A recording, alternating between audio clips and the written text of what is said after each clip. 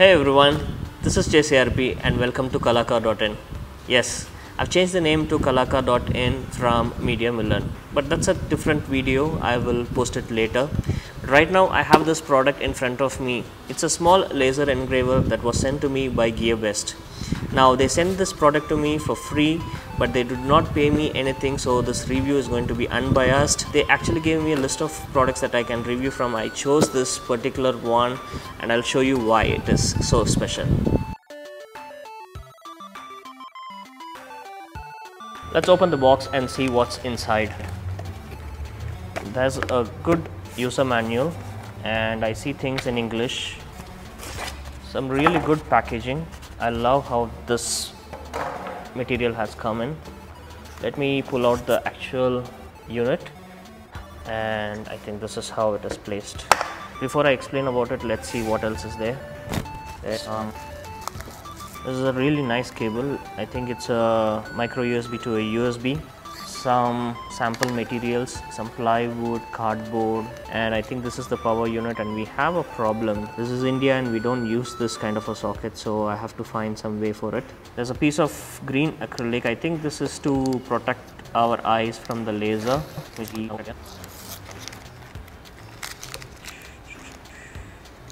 It has a print area of 80 mm by 80 mm, which is actually pretty small, almost of this size I think. On this side there's the power slot and the micro USB. The manual says that these 4 buttons allow to move the head even when it is non-operational. There's a fan at the back which helps blow off the smoke, which will give a better print quality, and all these controls are available on the software also. They do give us a USB drive in which the software is available, from which we are going to actually operate this machine. I just wanted to explain you why I actually went for this product. This is the smallest portable laser engraver I ever saw online. Oh, by the way, I just put the screen protective glass. It was off camera. So imagine there is product which will not fit into an A3 size laser engraver like this one. Guitar made of canvas.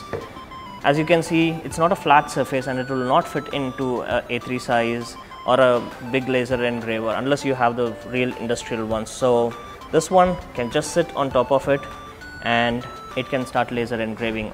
Of course it's not level, but you understand the point. You just can keep leveling blocks and then you can start laser engraving anywhere you want.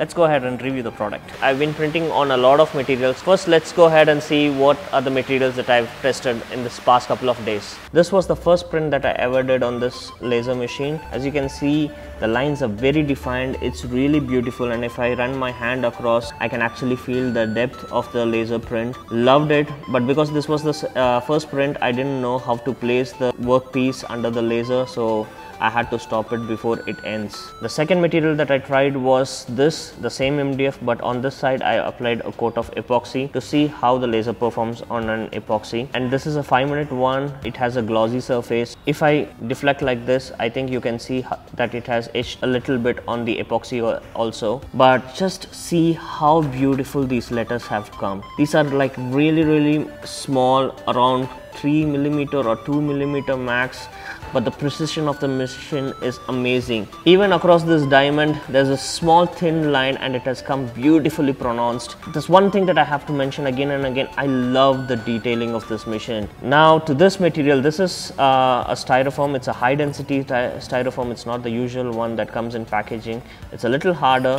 So I tried etching on it a simple design to see how deep the design can go.